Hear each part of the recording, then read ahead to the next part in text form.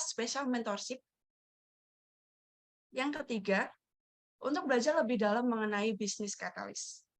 Oke, BTW nggak kerasa ya kita udah sampai ke minggu kedua, dan besok juga ada kelas mentorship yang terakhir untuk minggu kedua. Gimana nih kesan pesan kalian untuk selama mengikuti acara bisnis katalis yang nggak kerasa kalau udah hampir setengah jalan kita udah berjalan, dan masih ada week 3, and also bakal ada grand webinar yang speakernya juga nggak kalah keren loh guys. Gimana nih teman-teman dari kalian mau sharing-sharing nggak nih untuk kesan-pesan mengikuti seluruh rangkaian acara dari bisnis katalis ini? Gimana teman-teman? Ada yang mau berpendapat memberikan kesan-pesan untuk bisnis katalis kali ini?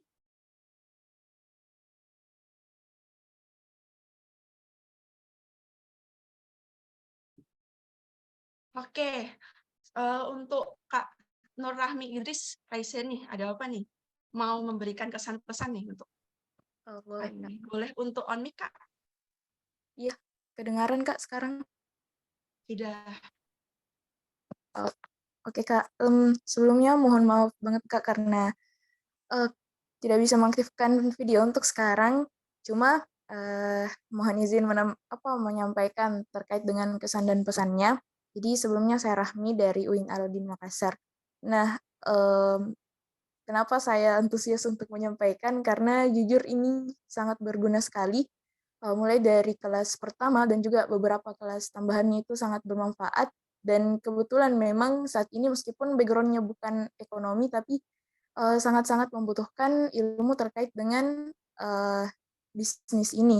Kemudian mungkin pesan kepada panitia, karena jujur kan ada beberapa momen yang terlewat karena harus tabrakan dengan jadwal magang, jadi harapannya bisa eh, rekaman-rekaman materi yang lalu barangkali berkenan di-share, Kak, karena betul-betul merasa rugi sekali karena tidak bisa maksimal di kelas beberapa sesinya, Kak, kayak gitu.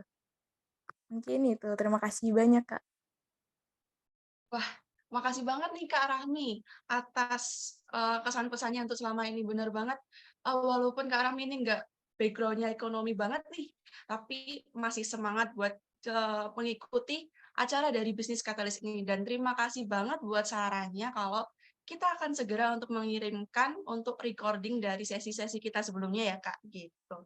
Oke, selanjutnya ini ada seru banget, nggak kerasa sih materinya matematik. Waduh, gimana nih Kak Kurniawan Cahyo?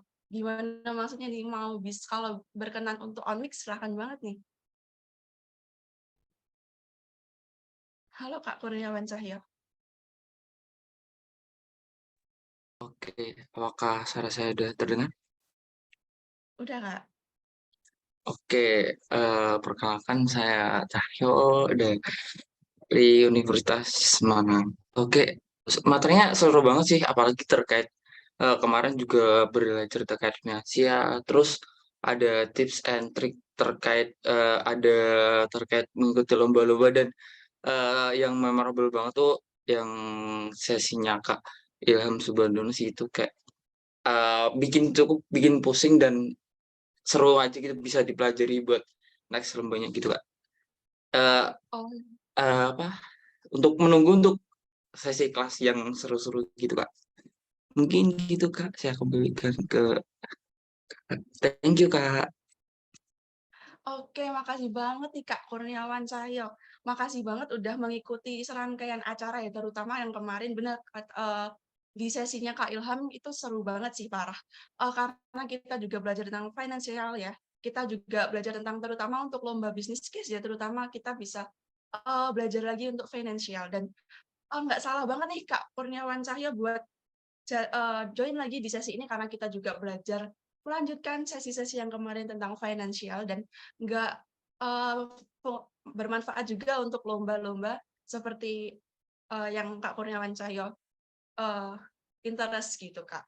Oke, ini kalau dari Kak Arlo Mahardian nih kayaknya panitianya nih udah ngingetin bagian untuk assignment-nya nih. Kira-kira dari emisaris mau curhat-curhat kah atau kesan pesan terhadap assignment-nya nih? Ada mungkin mau cerita untuk assignment-nya gimana nih? Ada yang mau untuk bercerita lagi?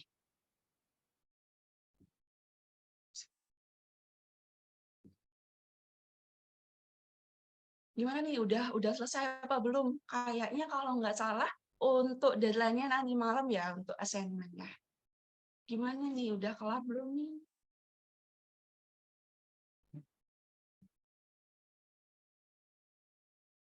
Waduh, ada yang udah habis nih, udah submit dari kemarin. Kalau boleh tahu itu kelompok yang mana ya? Mungkin bisa sharing-sharing nih, gimana nih? Kayak untuk mengerjakan assignment-nya, susahkah atau mudahkah, sepele, gimana nih?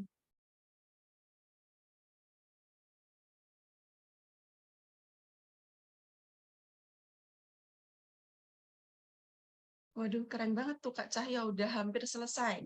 Oke, mungkin yang lain juga masih OTW untuk submit ya untuk malam ini. Oke, aku mau lanjut aja. Sebelumnya,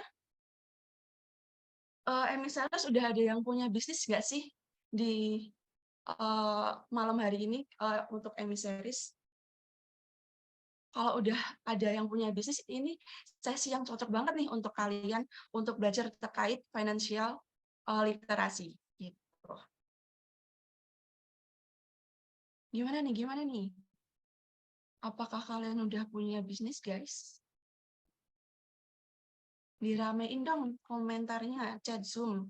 Dan aku mau ngingetin sekali lagi ya untuk bisa on cam jika berkenan. Dan itu bisa jadi best emissaries, salah satu poin penilaian untuk jadi best emissaries. Gitu, guys.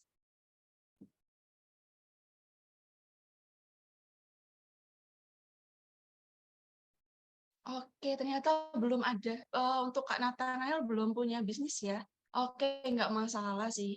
Mungkin teman-teman emisaris mungkin masih mikir-mikir nih, masih punya niat dulu, belum punya bisnisnya. Tapi nggak usah khawatir, nggak masalah guys, karena kita juga OTW kalau kata Kak Hamzah. Oke, keren banget.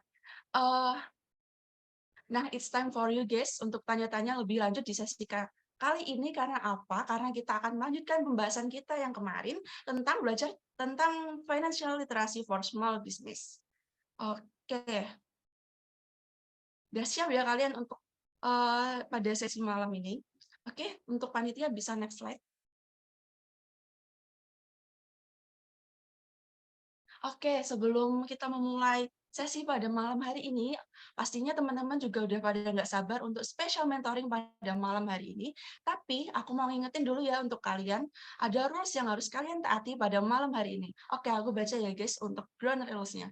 Kalian harus be active during the session. Nah, keaktifan emisaris ini bakal jadi akumulasi nilai nih buat kalian untuk jadi best emissaries. Harapannya, kalau teman-teman ada pertanyaan, bisa langsung aja buat raise hand atau bisa langsung tulis pertanyaan kalian di link Slido yang udah dibagikan nanti ya.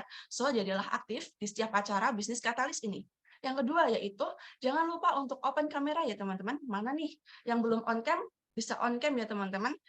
Bagi yang tidak berhalangan, bisa segera on cam. Dan jangan lupa untuk mute mikrofonnya agar acara tetap kondusif dan saat sesi pemaparan sedang berlangsung ya. Dan selanjutnya, raise hand for question.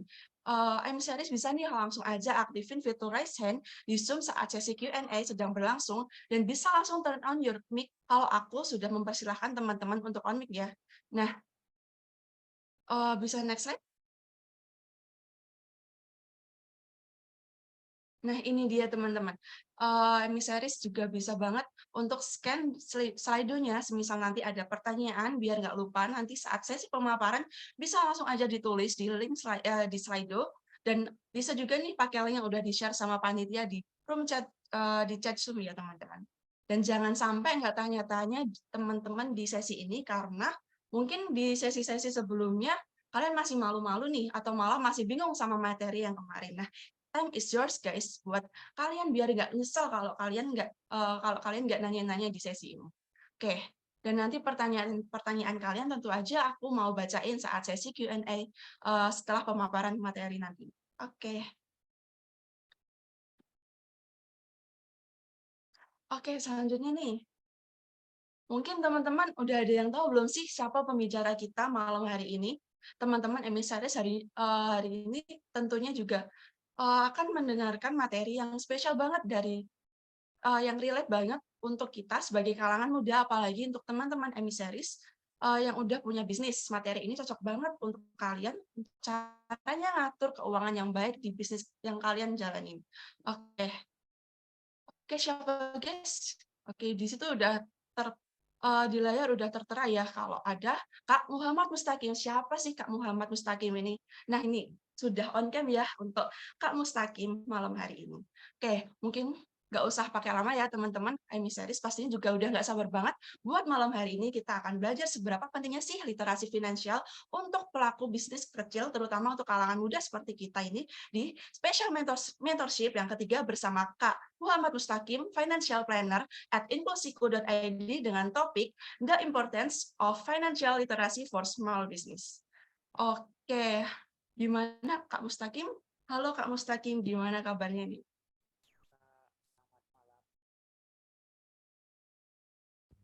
Cek suara dulu ya, kira-kira udah jelas belum suara saya?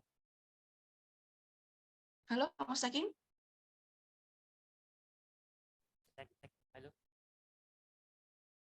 Maaf Kak Mustaqim, tapi suaranya belum terdengar.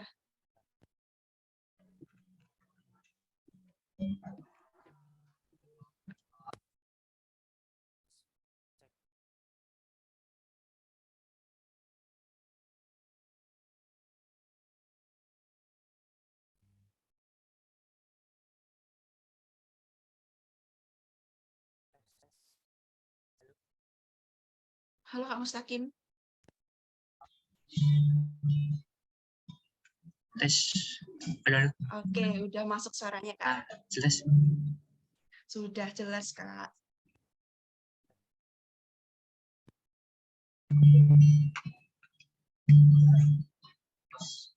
Cek.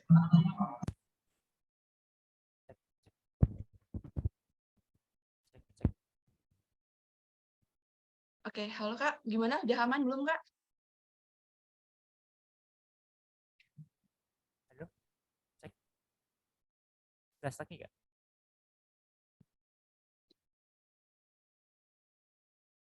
Halo Kak Mustaqim.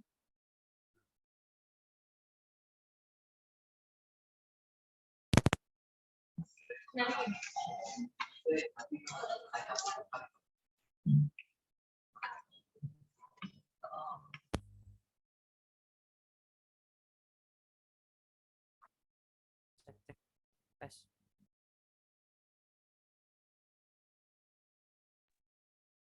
Halo Kak. Halo Kak, bisa tes suaranya lebih dahulu?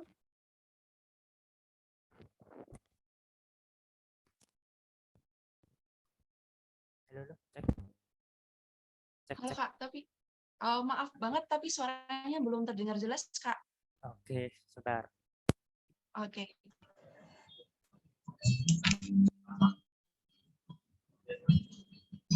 Cek, halo Kak. Oke, sudah masuk Kak. Oke, sudah jelas ya Kak. Mohon Oke, maaf sudah, ada Kak. kendala teknis sebentar. Oke, gimana Oke. teman-teman? Kabarnya teman-teman? Masih semangat nih? Masih dong Kak, jelas. Gimana nih yang lain emisaris? Masih semangat nggak untuk malam kali ini?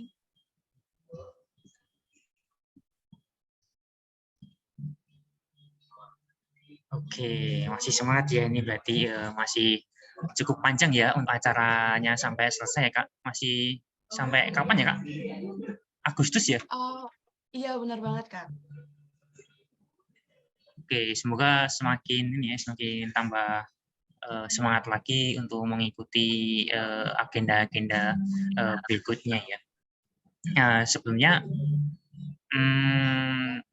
sebenarnya saya tuh dari 2 sesi kemarin ya memperhatikan juga, dan kalau teman-teman tahu ya, kalau 2 sesi kemarin saya juga ikut dan juga ini ya menyimak materi yang diberikan oleh Kak Erlina ya kemarin yang pertama ya. Terus yang kedua Kak Ilham ya. Nah, itu sudah cukup kompleks sih materinya, sangat menarik dan sudah lengkap banget menurut saya. Mungkin untuk sesi kali ini cuman mengulas saja ya, mengulang materi-materi yang kemarin ya. mungkin lebih spesifik ke bukan ke teknis kayak Kak Ilham ya untuk bagaimana mengelola bisnis ya. Kalau Kak Ilham kemarin kan terlalu banyak hitungan-hitungan ya yang bikin mungkin pusing gitu ya.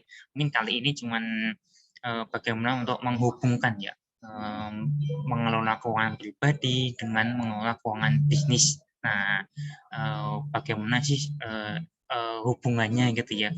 Apakah harus sejalan bareng atau emang harus salah satu gitu? Itu kan perlu kita pertimbangkan ya sebelum kita memulai untuk bisnis ya.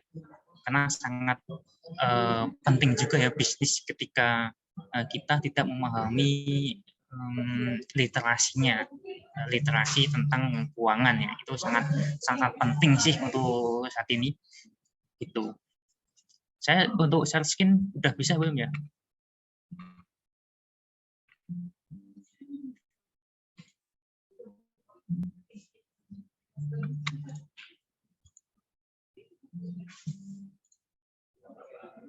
Oke, apakah sudah terlihat? Sudah Kak Mustaqim. Oke, mungkin untuk sesi kali ini biar nggak boring ya, saya minta buat teman-teman buat turut aktif ya. Nah, kita coba untuk nggak cuman mendengarkan aja, tapi ada apa ya? Ada aksi yang kita lakukan gitu loh, walaupun itu cuman sekedar diskusi, itu pun sangat berpengaruh. Beda dengan ketika kita cuman menyimak materi, setelah itu udah nggak ada tindak lanjutnya sih. Kadang-kadang kebanyakan seperti itu ya, cuma mendengarkan habis itu nggak ada tindak lanjut ya, itu yang sering terjadi ya teman-teman. Nah, kali ini saya akan menjelaskan tentang bagaimana sih pentingnya literasi keuangan ya. Walaupun teman-teman sudah punya bisnis atau belum, tapi ini menjadi sangat penting ya sebelum kita memutuskan ya untuk memulai bisnis. Atau kalau yang sudah punya bisnis mungkin untuk dalam lagi literasinya ya. Nah, saya mau refreshment dulu nih teman-teman. Kira-kira ada yang bersedia nggak ini untuk jawab beberapa pertanyaan ya? Nggak banyak ya, cuman dikit. Kira-kira ada yang mengajukan diri nggak? Yang berani? Coba teman-teman. Oke, itu udah ada yang resen. Kak Siti Fatimah tuh. Halo Kak. Halo Kak, maaf ya Kak belum bisa on cam. Oke, nggak apa-apa. Yang penting suaranya jelas ya. Oke, untuk ini ya pertanyaan pertama ya. Oke, ini menurut kakak nih financial planning itu apa sih? Menurut kakak yang udah dipelajari di sesi sebelumnya gitu ya, yang kakak pahami gitu ya. Coba Kak, pengen tahu nih. Oh ya, mungkin kalau financial planning itu kan berarti kayak perencanaan keuangan. Kalau dalam hal bisnis berarti nanti perencanaan terkait berapa sih modal awal yang dibutuhkan, terus seberapa besar biaya yang dibutuhkan di awal, terus biaya pengembangan produknya seberapa besar, sampai nanti kita bisa melihat cash flow apakah bisnis ini tuh layak dijalankan atau tidak, begitu Kak. Oke, udah tepat itu untuk bagaimana untuk memulai bisnis ya. Oke, nggak apa-apa. Yang kedua nih, sejak kapan Kak kakak sadar nih akan pentingnya financial planning nih? Oke, mungkin izin cerita dikit ya Pak. Kalau Boleh. misalnya berkaitan dengan bisnis, dulu saya juga pernah menjalankan bisnis gitu ya Kak, tapi masih kecil, dan financial planning itu benar-benar harus ditulis secara detail berapa uang yang masuk, berapa uang yang keluar, itu sangat penting karena kalau misalnya nggak ditulis, ya kayak tiba-tiba aja hilang, terus tiba-tiba aja nggak punya modal untuk kedepannya gitu. Jadi kalau dalam hal bisnis, dari financial planning itu saya baru mulai sadarnya ketika memang sudah terjun di dunia bisnis. Begitu Kak. Tapi kalau untuk kayak penulisan perencanaan bisnis gitu, ya mungkin menghitungnya masih berdasarkan rumus yang saat ini masih ada. Gitu Kak. Oke, kalau untuk perencanaan keuangan pribadi gimana Kak? Oh, iya. Kalau untuk perencanaan uang pribadi itu semenjak saya ngekos, saya baru tahu untuk kalau ternyata uang makan untuk kos itu menghabiskan uang bulanan gitu. Jadi kayak semenjak di kos itu memang harus dialokasikan di awal uang yang untuk makan itu berapa persen, uang yang harus ditabung berapa persen, gitu, Kak. Sejak kos sih, Kak, baru sadar tentang financial planning itu. Oke, berarti sekarang masih kuliah, jadi baru-baru ini ya Kak, belum lama ya Kak. Iya, benar. Oke, berarti tepat sekali ya ikut kegiatan ini ya. Terus selanjutnya Kak, harapan Kakak nih setelah mengikuti belajar ini, apa yang Kakak harapkan gitu loh? Baik. Harapannya nanti saya bisa merencanakan keuangan, terutama yang untuk pribadi saya sendiri ya, Kak. Yang kalau misalnya dapat uang dari orang tua di awal bulan tuh harusnya dialokasikan untuk apa saja gitu, dan bagaimana bijaknya. Karena biasanya kita sudah merencanakan, tapi di tengah-tengah jalan tuh ada aja suatu kebutuhan yang mendesak dan itu merubah segala rencana keuangan yang udah kita susun sebelumnya gitu, Kak. Oke, sudah cukup bagus sih Kak langkah Kakak gitu ya. Semoga selalu ini ya, konsisten ya Kak, untuk Baik. terus memastikan keuangannya gitu ya. Terus selanjutnya Kak, Baik. nah, kira-kira sudah siap nggak nih Kak berkomitmen nih atas putusan Kakak sendiri untuk Iya, Kak. kedepannya nih? Udah sangat Kak, siap? sudah, Kak. Soalnya itu memang sangat penting sekali, Kak. Oke, mantap. Terima kasih Kak Siti Fatimah. Sama-sama. Nah, ini ya, saya mau cerita dulu nih tentang ini ya. Ini kayak apa ya, cerita pengalaman pribadi sih sebenarnya. Mungkin bisa teman-teman ambil apa yang bisa didapat dari ini ya. Dulu semasa SD ya ini, saya itu kelas 1 sampai 3 nih. Dikasih uang saku 500 nih. Ya, ingat dong teman-teman ini ketika SD berapa nih uang sakunya ini.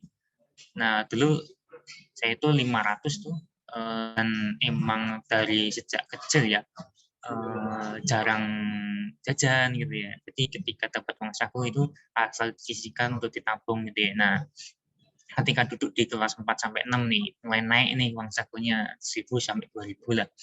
Itu juga sama. Nggak pernah jajan, langsung disisihkan untuk menabung ya. Nah, setelah di bangku SMP naik lagi nih uang sakunya jadi 3.000 dan dapat tambahan nih dari uang jualan juga. Dan setiap hari saya nggak pernah jajan ya di sekolah, cuma cukup pulang rumah makan cukup gitu ya. Jadi uang sakunya itu bisa ditabung gitu ya. Kemudian semakin naik tingkat pendidikannya juga semakin naik, nggak besar sih ya, sama ya sampai ke bangku kuliah. Jadi mah kuliah itu nggak pernah dikasih ini ya uang saku dan mengandalkan dari bantu ibu itu jualan ya. Dan saya sisihkan untuk menabung. Dan apakah menabung itu sudah cukup untuk merencanakan keuangan gitu ya? Tentunya ternyata enggak teman-teman. Enggak, perencanaan keuangan itu enggak cukup sekedar untuk menabung aja ternyata. Dan saya sadar ya ketika semasa ini ya SD sampai kuliah itu kan masih mengandalkan ini ya, enggak merantau ya, masih di satu lokasi dan semua kebutuhan sudah terpenuhi sama orang tua. Jadi uang saku itu bisa dimanfaatkan untuk keperluan yang lain. Tapi tujuan saya menabung itu cuma satu teman-teman, cuman untuk membeli sebuah perangkat ya, laptop atau HP untuk menunjang belajar ya, cuman itu aja sih. Ternyata setelah saya belajar perencanaan keuangan, ternyata baru terbuka nih, ternyata nggak semudah itu ya, nggak cukup sekedar untuk menabung aja ya. menentukan tujuan keuangan nggak cukup cuma satu aja. Kan tujuan saya cuma satu buat untuk beli laptop atau HP ya. Cuman itu tok, nggak ada yang lain. Ternyata setelah semakin dewasa sadar ya, ternyata nggak cukup untuk menabung untuk satu tujuan aja. Mungkin perlu dipecah-pecah ya. Tujuan teman-teman masih ada banyak kan. Mungkin mau melanjutkan pendidikan atau mau membeli sesuatu atau mau beli kendaraan, nah itu kan perlu sebuah perencanaan juga ya. Atau mau menyiapkan untuk bisnis itu kan juga tujuan ya. Nah, bagaimana sih teman-teman bisa menetapkan tujuan itu dan bagaimana untuk mengalokasikan ya pendapatan yang dipunya gitu, walaupun masih sekolah mungkin pendapatannya dari orang tua. Nah, bagaimana cara mengelola itu dengan sebaik-baiknya gitu ya. Nah mungkin teman-teman bisa mengambil pelajaran yang dari sini. Ternyata teman-teman harus mulai dari sekarang ya untuk menggali lagi lebih dalam lagi perencanaan keuangan itu seberapa luas sih. Ternyata kalau diperdalam itu luas banget teman-teman, dan nggak sekedar menyisihkan uang untuk A, B, C, enggak seperti itu ya, karena kita harus memperhatikan mungkin harus ada kendaraan apa yang dipakai untuk mencapai tujuan itu ya. Nah itu menarik ya teman-teman. Oke. Nah ini ada quotes ini teman-teman. Nah kira-kira relate nggak sama dengan kondisi teman-teman? Belajar perencanaan keuangan itu gampang banget teman-teman, tinggal baca, bisa tinggal dengerin webinar, podcast, udah selesai gitu ya. Tapi yang sulit itu eksekusinya.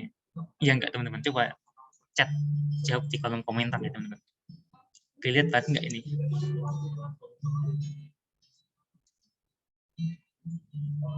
Ayo. Yuk ditunggu ya teman-teman. Kira-kira relate nggak sama kondisi teman-teman saat ini? Ayo guys, bisa komen nih, relate nggak quotes-nya buat teman-teman emisaris kira-kira buat dalam kehidupannya gitu. Bisa langsung komen di chat Zoom ya teman-teman. Betul Kak? Kalau Kak Tevia gimana? Menurut Kak Tevia sendiri nih, relate nggak Kak? Relate sih Kak, belajar itu gampang sebenarnya, tapi memang eksekusinya buat realisasinya tuh susah banget sih Kak. Nah, kadang banyak ya teman-teman saya juga menyampaikan hal demikian ya. Sebenarnya cuma baca, dengerin itu gampang. Cuman mungkin misal ya teman-teman ikut sesi kali ini ya, malam ini deh dengerin misalkan. Habis itu mungkin bertahan berapa jam nih. Mungkin besok pagi udah lupain aja, mau eksekusi juga bingung mau eksekusi mau gimana. Nah itu kan biasanya yang sering terjadi kan ya. Cuman bertahan mungkin setelah sesi ini mungkin udah lupain aja gitu ya. Nah itu banyak yang terjadi, nggak ada eksekusinya, dan banyak yang bingung bagaimana cara untuk mengeksekusinya gitu ya. Nah saya mau minta satu ini dari peserta nih yang mau berani untuk menyampaikan. Ini ada ilustrasi ya, tingkat kesadaran finansial mana lebih baik nih. Ini gambaran ilustrasi aja sih, biar nggak ngantuk ya, biar nggak bosan juga. Yuk teman-teman, ada yang mau mengajukan diri nggak nih?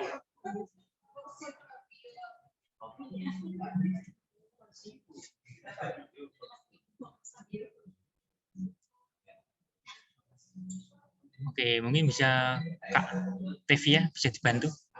Oke, siapa Ya. nih Kak Hamzah? Yuk, yang berani siapa nih? Yuk. Iya nih, siapa nih?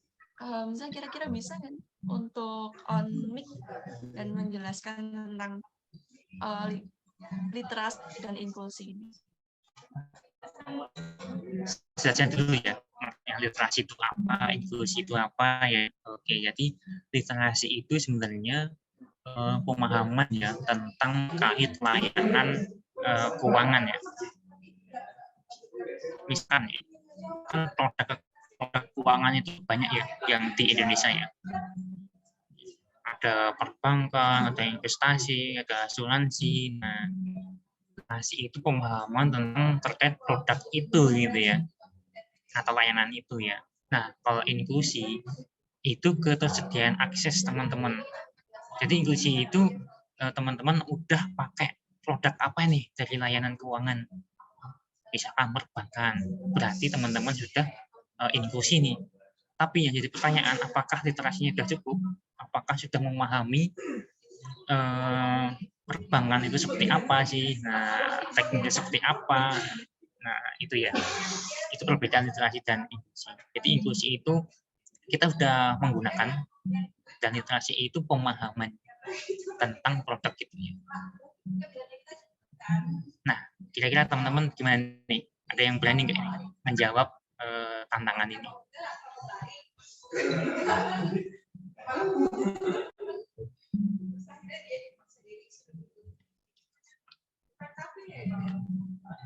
Oke, itu ada Kak Nurul Rahmi ya. Halo Kak Nurul Rahmi. Ya, oke, Kak, Rasen. selamat malam. Suaranya terdengar, Kak. Oke, Kak Nur. Ini Ya. menurut Kak Nur ini ilustrasi gambaran ini ya, tingkat kesadaran finansial. Menurut Kakak yang mana yang paling baik? Oh, baik, Kak. Jadi ini sependek pemahamanku, Kak, sesuai dengan Ya. yang dijelaskan Kakak tadi. Sebenarnya ini hal baru bagi saya, tapi kalau misal yang saya pahami dari penjelasan Kakak, baiknya yang mana? Kalau menurut saya itu bagian Kak yang literasinya tuh 100%. Kenapa? Karena literasinya kan literasi tadi yang disampaikan oleh Kakak ketika pemahaman kita sudah memiliki pemahaman terkait dengan layanan tersebut. Nah, ketika kita sudah paham, otomatis kita sudah bisa mempertimbangkan apakah kita butuh atau apakah kita tindakan kita ini sudah betul atau tidak. Seperti itu, Kak. Nah, kalau kita bandingkan misal 80% literasi, 20% inklusi, ini menurut saya masih lebih mending yang 100% sih, Kak, karena kita sudah punya dasar ilmu untuk memilih layanan tersebut. Mungkin itu, tapi karena ilmu saya masih terbatas, Kak, jadi mohon koreksinya. Siap. Terima kasih Kak atas ini ya, pandangannya ya. Oke, kenapa milih A gitu ya? Literasi 100%. Nah, ini sebenarnya literasi dan inklusi harus sejalan bersamaan ya. Jadi harus bersamaan gitu ya. Ketika kita paham banget nih tentang literasi keuangan, tapi teman-teman nggak menggunakan produknya gitu ya. Apakah itu juga baik? Nah, dan misalkan nih yang misalkan yang 100% inklusi, teman-teman pakai nih semua layanan produk keuangan di Indonesia, teman-teman udah pakai. Ternyata teman-teman pakai, tapi nggak tahu itu sebenarnya seperti apa sih pemahamannya, sebenarnya nggak tahu gitu ya. Nah, apakah itu juga baik gitu ya? Nah, kan kita harus menggunakan produknya, dan kita juga harus paham tentang produk itu gitu ya. Jadi harus sejalan bersamaan gitu ya. Oke, jadi sini kurang tepat juga ya kalau dari Kak No, tapi udah bagus, udah bisa mengutarakan ya pandangannya. Nah, yang baik ya teman-teman, sebetulnya yang poin F gitu ya, 50%. Jadi bukan angkanya ya teman-teman untuk sebagai indikator ya, tapi berapa itu bisa setara gitu ya. Kita harus paham literasinya, dan kita juga harus meningkatkan inklusinya gitu ya. Kita memakai produk-produk dan layanan keuangan itu harus sejalan gitu ya. Berbeda dengan kalau misalkan kita paham banget nih tentang semua produk layanan keuangan, tapi kita nggak menggunakan gitu ya. Nah, apakah itu juga baik gitu ya? Kan juga kurang juga ya, karena nggak imbang ya. Dan misalkan kita menggunakan banyak produk tapi nggak tahu ya. Nah, itu kan yang jadi kejadian yang berita yang sering terjadi ya. Banyak nih teman-teman udah melek nih yang kemarin pandemi itu kan booming tentang investasi ya. Nah, itu kan bagian dari inklusi ya. Kita memakai layanan keuangan gitu ya. Ternyata menggunakan layanan keuangan kita harus mempelajari nih mana yang baik, mana yang enggak, mana yang diawasi dengan regulator, mana yang enggak gitu ya. Kan banyak yang kejadian investasi bodong, penipuan. Nah, itu yang menjadi perhatian khusus ya teman-teman. Inklusi kita naik nih menggunakan, tapi kita nggak memperhatikan ini, sisi baiknya gitu. Dan itu bagian dari literasi keuangan gitu ya. Misalkan teman-teman pengen investasi nih, ikut-ikutan yang kemarin gitu ya, booming gitu ya. Tapi teman-teman nggak paham nih, sebenarnya yang dipakai ini diawasi oleh OJK nggak nih? Oh, ternyata nggak diawasi OJK. Nah, apakah itu juga baik? Nah, tentu kita harus memperhatikan ya semacam itu ya, karena itu juga sangat penting ya. Kita harus mulai aware lah dengan literasi keuangan kita ya, karena banyak nih dari apa ya, ada data ya teman-teman, ini menarik nih. Saya tunjukkan data dari OJK ya, ini terbaru datanya. Nah, ini data survei dari OJK tahun 2022, baru banget ini.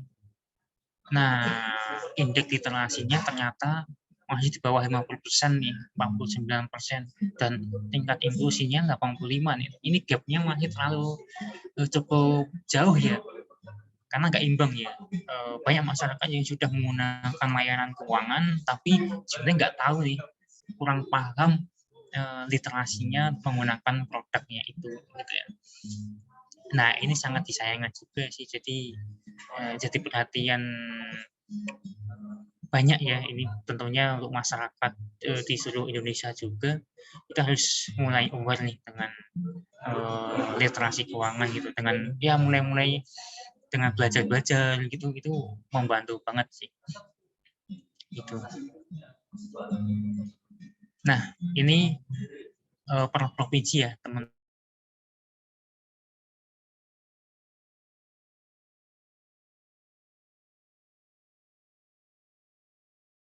Abu gitu. Jadi ini apa ya teman-teman yang bisa disimpulkan dari data ini? Literasi keuangan masyarakat Indonesia masih sangat rendah nih teman-teman. Sudah banyak menggunakan produk, tapi nggak paham sebenarnya dipakai produk itu untuk apa sih gitu ya. Gitu. Nah, apa sih yang harus diperhatikan ya sebagai pemilik bisnis nih, dari teman-teman yang mungkin sudah punya bisnis atau yang mau memulai bisnis ya teman-teman. Nah, ini mana yang perlu didahulukan nih teman-teman? Keuangan pribadi atau keuangan bisnis? Bagaimana kalau keuangan pribadi ini bermasalah atau keuangan bisnisnya bermasalah? Apa yang harus dilakukan gitu ya? Nah, teman-teman bisa memilih nih salah satu. Itu sebenarnya yang akan mempengaruhi ya keputusan teman-teman. Lebih mementing mana dulu nih? Dari kedua ini, coba teman-teman jawab di komen ya. Lebih penting mana teman-teman?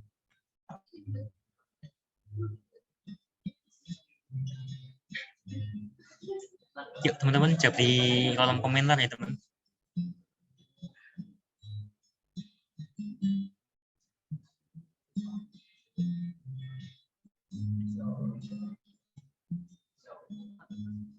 Teman-teman harus bisa memutuskan ini sih sebelum memulai apa ya, memulai untuk berbisnis. Sebenarnya tuh bisnis itu yang penting apa sih gitu ya. Oh, ini ada yang jawab bisnis. Ada yang lain nggak jawabannya yang beda?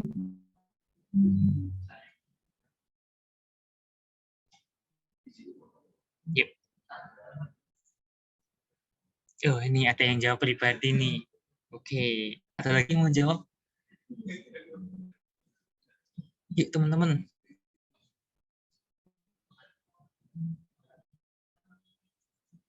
Oke ya. Lebih penting mana ya? Jadi teman-teman yang harus dipahami sebelum berbisnis sebenarnya teman-teman harus paham dulu keuangan pribadinya. Kunci pertama itu di keuangan pribadi ya teman-teman. Sebelum untuk mulai bisnis, karena apa? Fundamentalnya itu ada di keuangan pribadi teman-teman. Gimana kalau keuangan pribadi teman-teman itu masih bermasalah? Apakah iya bisnisnya akan jalan? Ya enggak teman-teman.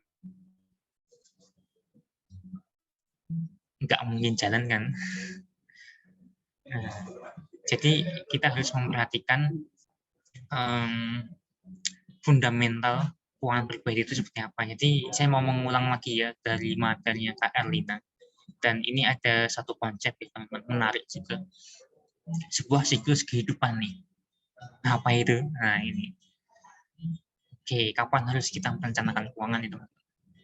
Ini ada 4 fase ya. Yang pertama yang dari 0 sampai 20 tahun nih. Fase pertama di 7.000 hari pertama nih.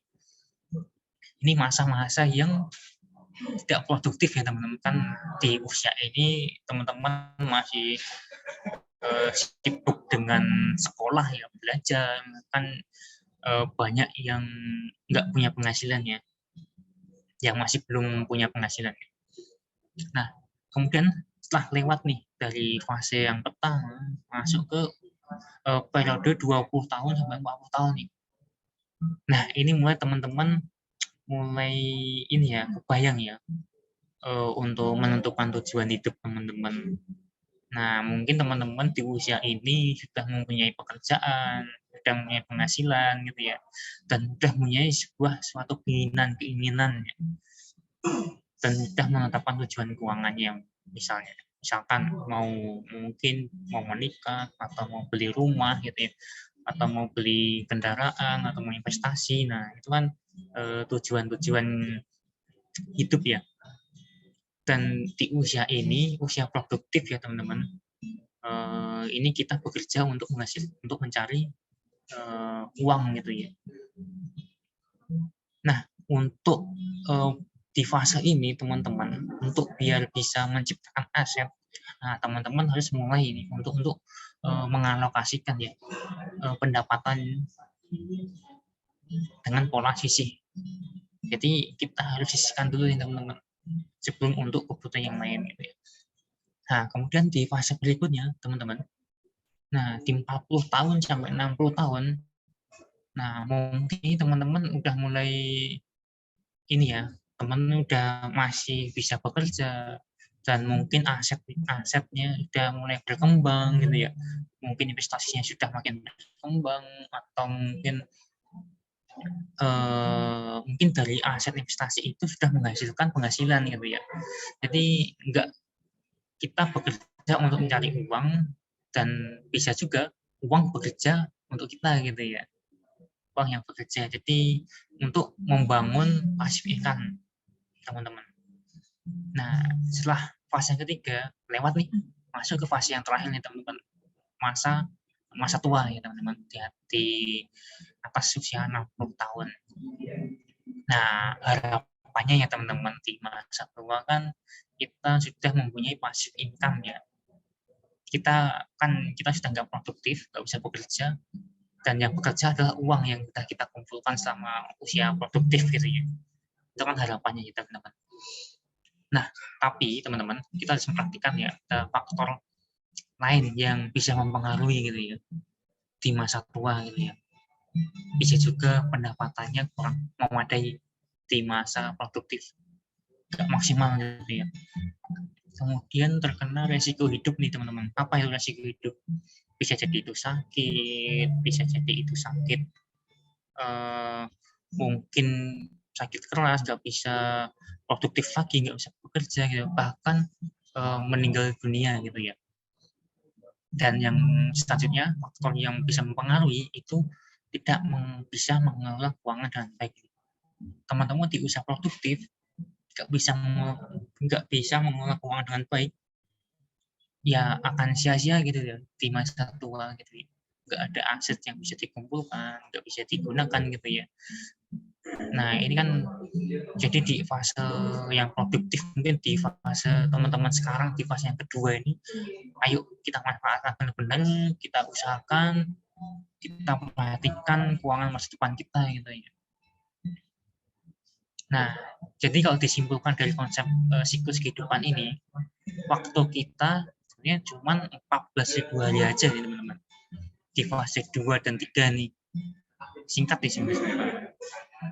Jadi benar-benar harus maksimalkan ya teman-teman usia produktif teman-teman sekarang gitu ya. Nah, gimana caranya buat mengatur ya pola keuangannya gitu ya. Jadi teman-teman bisa mulai menggunakan pola sisih. Pola sisih melalui pohon, ini ada konsep juga ya, konsep untuk mengelola keuangan. Nah, bagaimana sih caranya? Kita perlu menyiapkan 3 rekening ya teman-teman. 3 rekening atau kita ilustrasikan sebagai pohon kesejahteraan gitu ya. Yang pertama ada pohon kehidupan ya teman-teman. Pohon kehidupan ini teman-teman ketika mendapat penghasilan, mendapatkan pendapatan gitu ya. Nah, ini digunakan untuk mengalokasikan pos-pos anggaran gitu ya. Untuk kebutuhan hidup, untuk makan, untuk liburan gitu ya, untuk investasi gitu ya. Nah, ini teman-teman akan gunakan ya, sebaik mungkin kita harus atur keuangan kita ya, supaya apa? Supaya kita bisa untuk buat rekening selanjutnya nih, pohon pertumbuhan nih. Dengan pola sisih itu kita menyisihkan, mungkin kita bisa sisihkan untuk investasi gitu ya. Nah, ini kan bisa bertumbuh ya teman-teman. Dan ini bisa menghasilkan sebuah pendapatan baru teman-teman. Untuk misalkan teman-teman bisa investasi di berbagai banyak jenisnya teman-teman bisa pilih gitu ya. Kemudian kita harus menyiapkan rekening selanjutnya teman-teman. Ya, ini posisi yang ideal ya teman-teman. Tapi kalau misalkan ada suatu resiko, nah kita harus pikirkan ya teman-teman. Resiko hidup ya teman. Misalkan sakit, nah kita harus perlu sebuah pohon perlindungan nih. Pohon perlindungan ini kita sebagai proteksi ya teman. Nah, dan kendaraan yang dipakai biasanya adalah asuransi teman-teman. Jadi asuransi itu sangat penting ya teman-teman. Untuk menjaga keuangan kita, fundamental keuangan kita. Jadi ketika kita sakit, kita apa ya? Ketika kita sakit pasti akan mengganggu cash flow kita kan? Iya enggak? Atau bisa juga mengganggu investasi kita yang udah kita sisihkan dari awal gitu ya. Pasti akan terganggu. Nah, dengan adanya proteksi, dengan layanan asuransi, nah ini akan menjaga ya teman-teman. Bisa menjadi pelindung aset investasi kita, atau bisa juga menjadi pengganti pendapatan. Kan ada nih ketika kita sakit yang itu butuh waktu pemulihan yang cukup panjang, kita nggak bisa produktif, kan bisa ada layanan untuk sebagai pengganti pendapatan ya kalau di asuransi itu. Nah, ini teman-teman ya, ini bisa diperhatikan teman-teman.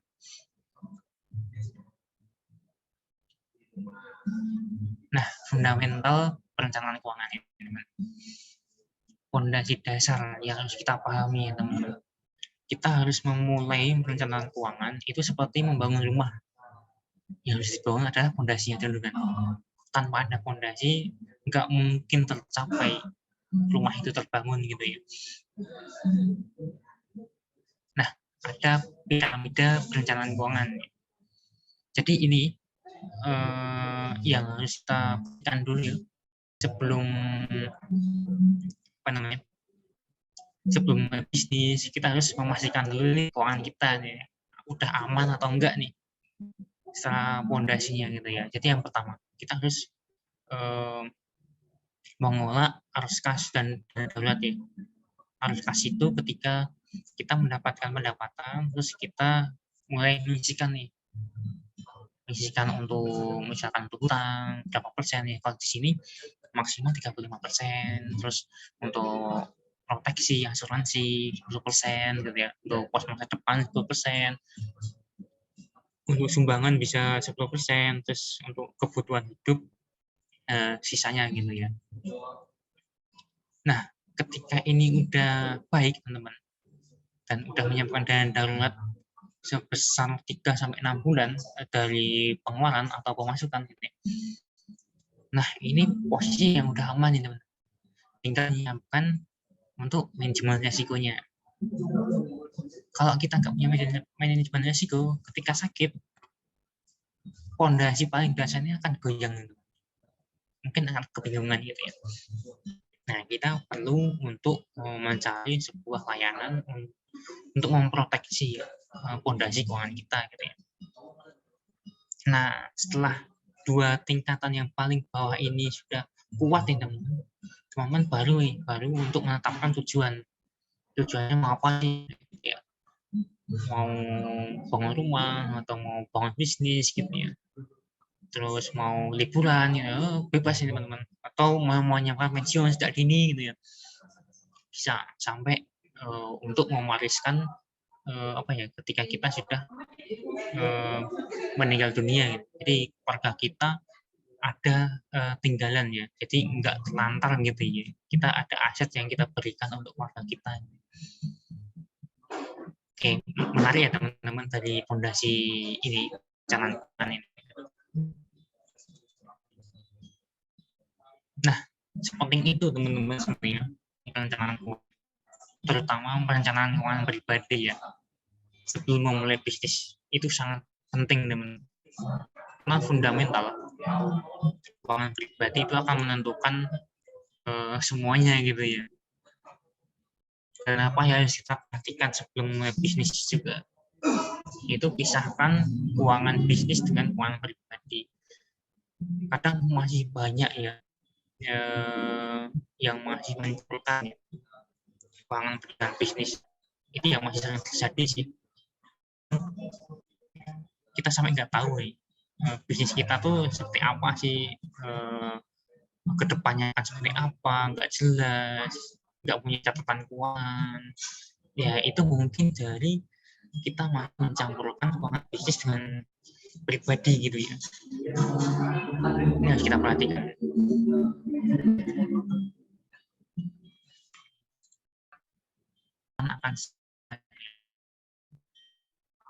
Nah, kemudian pemilik bisnis itu harus memastikan nih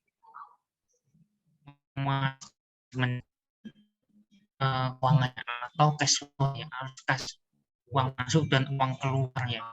Itu harus kita harus benar-benar pastikan dulu, kita harus catat, kita harus jangan sampai itu salah gitu. Kalau salah akan mempengaruhi kondisi bisnis teman-teman ke depan gitu ya.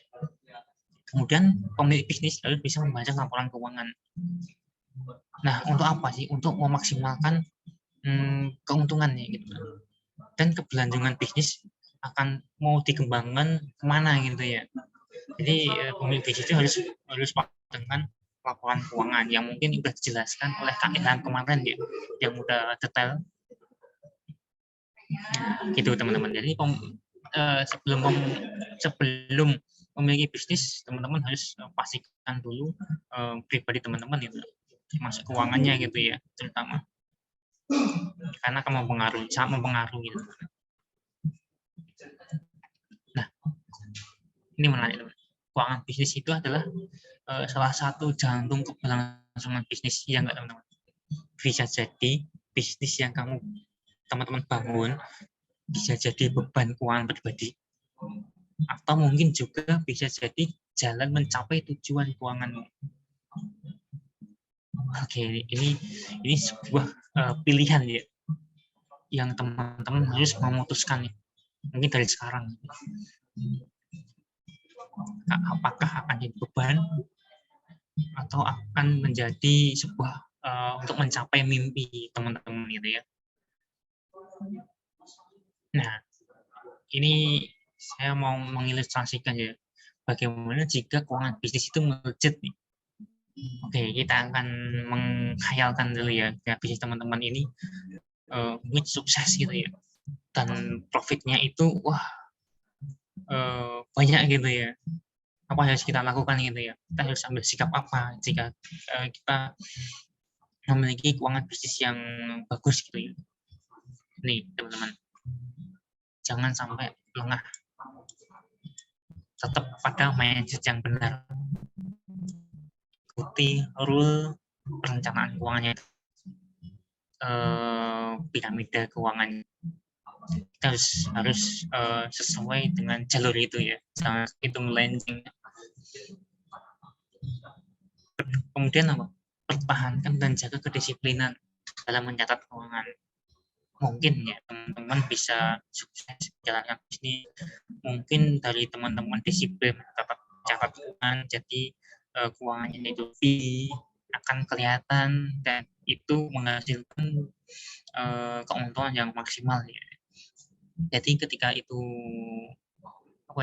tercapai, harus teman-teman pertahankan dan jaga kedisiplinan. Kemudian buat fondasi keuangan yang kuat. Ketika bisnis mulai melejit ya, pastikan fondasi keuangannya kita perkuat dan kita harus maintain gitu ya. Jangan sampai kita sudah sukses membangun bisnis, ternyata di tahun kemudian, misalkan di tahun ke-5 atau tahun ke-10, ternyata bangkrut. Nah, itu harus teman-teman pastikan ya, biar supaya bisnis teman-teman selalu berkelanjutan ya. Nah, kemudian perhatikan perencanaan keuangan anggaran bisnis. Teman-teman harus setelah teman-teman belajar dan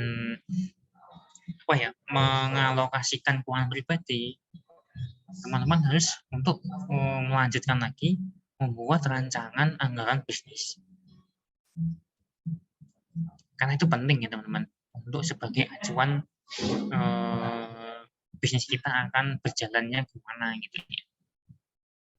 Jangan sampai kita mengeluarkan modal yang cukup besar, ternyata itu nggak efektif, malah menjadi beban gitu ya. Nah, kemudian hati-hati teman-teman, ketika keuangan bisnis itu melejit, hati-hati dalam mengolah hutang. Wah, ternyata biasanya ambisinya tinggi ya. Ketika bisnis itu melejit, kita untuk pengen mengembangkan yang lebih besar lagi dengan cara berhutang gitu ya. Kita harus memahami dulu konsep hutangnya seperti apa, gitu. Jangan sampai hutang itu nggak produktif untuk bisnis gitu ya. Terus kemudian tetapkan target baru dan terus evaluasi setiap kondisi bisnisnya. Ketika apa yang sudah kita capai, kita harus membuat target baru. Jangan sampai enggak memperbarui target itu ya, karena itu sebagai motivasi kita ya. Kita akan mencapai apa sih? Punya mimpi apa lagi sih? Ketika udah tercapai gitu ya. Jadi itu teman-teman. Ketika kondisi bisnis itu melejit ya. Tapi kalau kondisi bisnisnya itu masih kurang atau masih perlu permodalan yang cukup, ya mungkin teman-teman coba untuk perbaiki lagi fondasi keuangan kita. Ya mungkin kita perlu banyak menabung lagi untuk mengumpulkan modal yang cukup besar gitu ya, untuk bisa untuk memulai membangun bisnis. Dan ikuti rule yang tadi, kita harus benar-benar memastikan perencanaan keuangan pribadinya itu aman dulu, setelah itu baru menjalankan bisnis gitu ya. Nah, kita perlu mensinkronisasi ya, keuangan bisnis dan keuangan pribadi. Jadi teman-teman harus aware nih dengan kondisi keuangan gitu ya. Kita nggak bisa prioritas kita fokus ke keuangan bisnis saja nih, tapi keuangan pribadi kita nggak terurus gitu ya. Nah, itu juga kurang baik juga ya. Atau kita fokus ke keuangan pribadi, tapi keuangan bisnis nggak terurus, kan juga kurang baik juga ya. Kita harus saling menyatukan gitu ya, keuangan pribadi dan keuangan bisnis. Nih, keuangan pribadi ya teman-teman. jika udah positif nih teman-teman, keuangan keluarga atau pribadi itu pasti ya udah aman kalau kondisinya positif ya, udah baik gitu ya. Terus tujuan keuangannya dapat dicapai, kemudian dapat membantu keuangan bisnis. Nah, ketika keuangan pribadi teman-teman baik, mungkin itu bisa membantu keuangan bisnis ya. Mungkin teman-teman bisa sambil apa ya, selain pendapatannya dari bisnis ya, mungkin ada sampingan yang lain ya, itu kan bisa dimanfaatkan ya teman-teman, dan bisa jadi untuk membantu tambahan modal untuk pengembangan selanjutnya. Nah, kalau keuangan pribadi kita masih kurang baik, pasti kesulitan kan mengelola keuangan pribadi. Terus tujuan keuangannya juga tidak akan tercapai gitu ya. Dan ini akan berpengaruh pada pengembangan bisnis. Misalkan bisnisnya udah baik nih keuangan, tapi kondisi keuangan teman-teman nggak baik, pasti akan menggerus ya keuangan bisnis untuk kebutuhan teman-teman. Kan gitu solusinya, mau nggak mau kan, untuk membantu keuangan pribadinya teman-teman. Nah, ini kalau misalkan keuangan bisnis sudah baik, tentunya keuangan bisnis juga akan aman, goal bisnis juga akan tercapai gitu ya. Terus dapat membantu keuangan pribadi nih. Ketika profitnya naik, tentu yang kita dapat dari bisnis juga akan ikut naik. Itu juga akan membantu kondisi keuangan pribadi kita gitu ya. Dan bisa jadi untuk membantu kebutuhan yang lainnya gitu ya, untuk mencapai tujuan keuangan kita gitu ya. Nah, kalau misalkan keuangan bisnis itu kurang baik ya teman, kemungkinan keuangan pribadi kita akan terganggu. Kalau misalkan tadi keuangan pribadi kita sudah baik dan kondisi keuangan bisnis itu kurang baik, tentu kita harus mengeluarkan modal lagi ya, untuk membantu keuangan bisnis. Nah, itu akan menggerus fondasi keuangan kita gitu ya. Nah, kemudian tujuan bisnis juga nggak akan tercapai dan akan berpengaruh. Nah, akan berpengaruh ke keuangan pribadi gitu ya. Sebagai pemilik bisnis kecil ya, itu kan nggak mungkin ya, pasti pemilik saham itu kan teman-teman sendiri ya, sebagai investor besar gitu ya, modal teman-teman kan. Mau nggak mau ketika bisnis itu bermasalah ya, teman-teman harus backup dengan keuangan pribadi teman-teman gitu ya.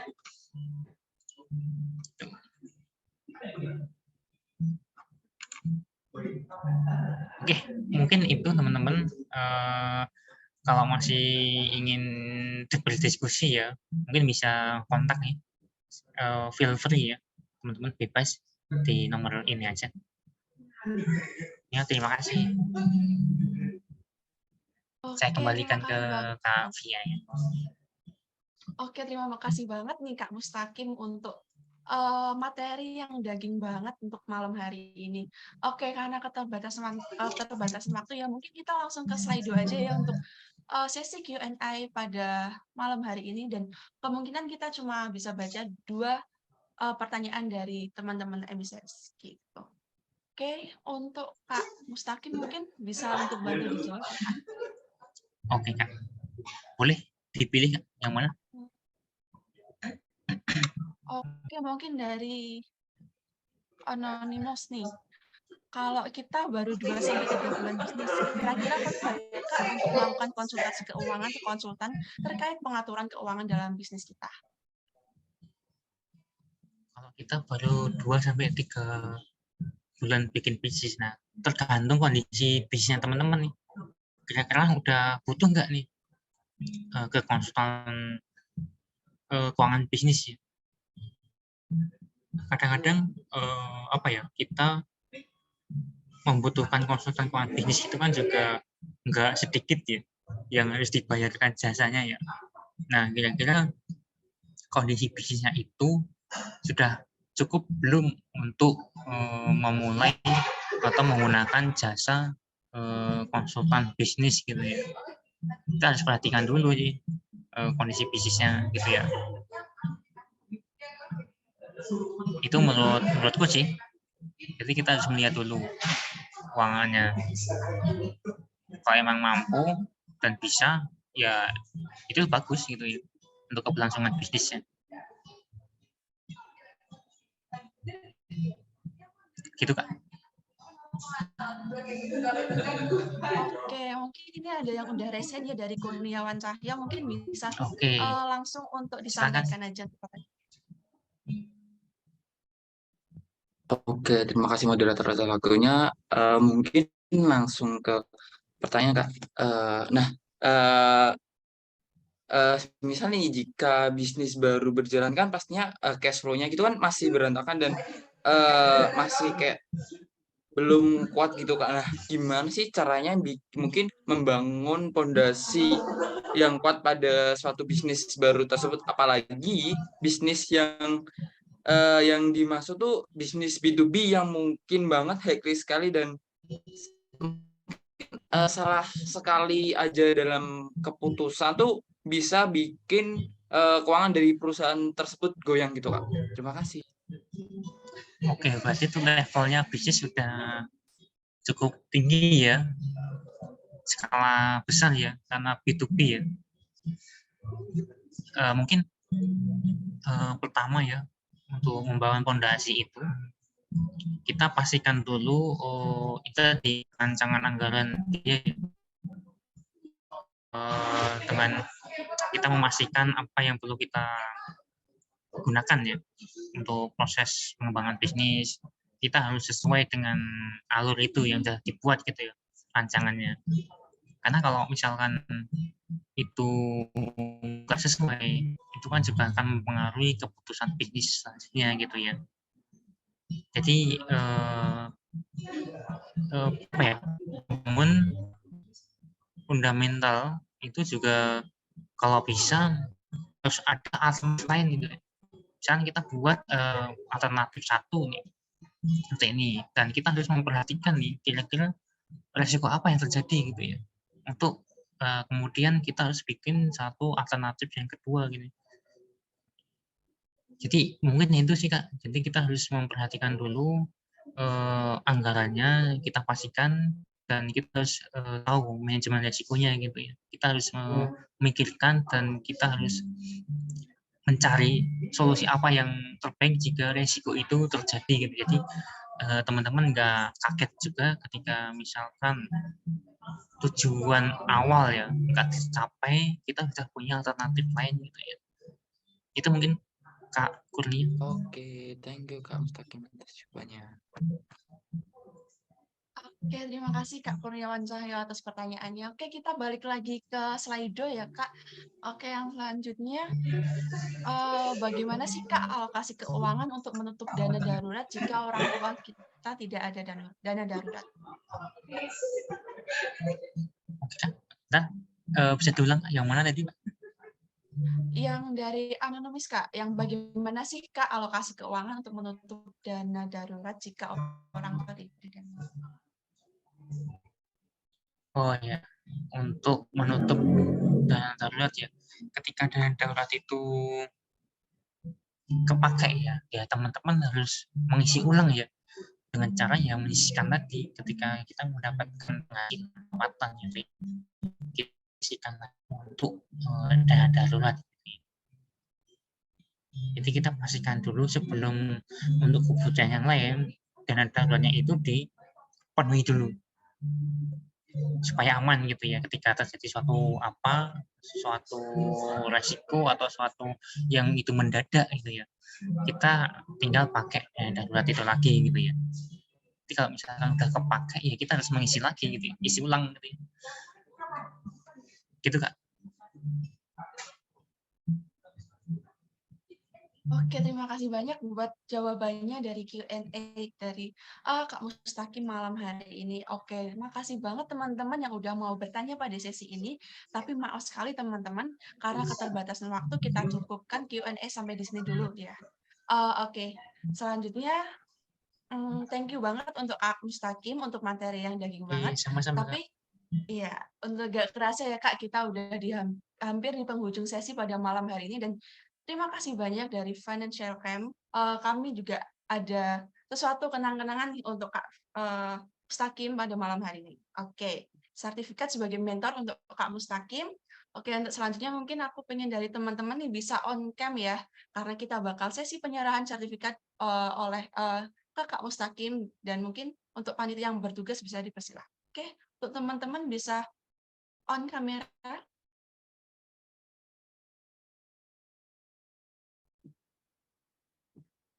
Oke. Yang lain bisa dipersilahkan untuk on kamera.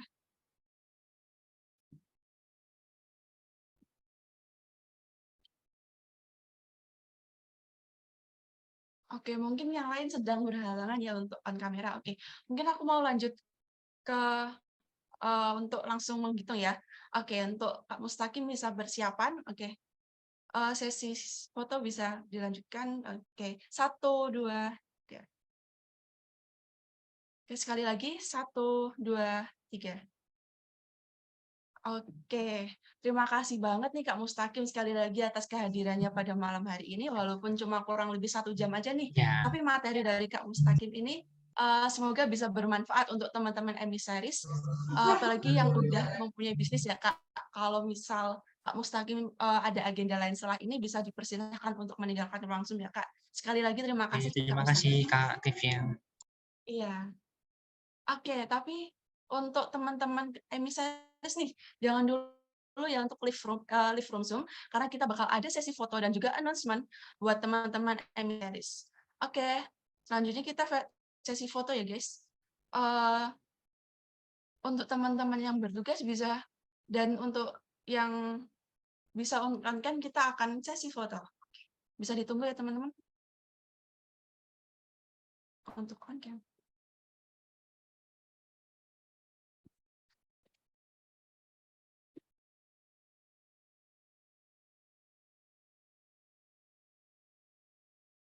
Untuk teman-teman yang lain bisa untuk segera on cam ya, kita akan sesi foto. Oke.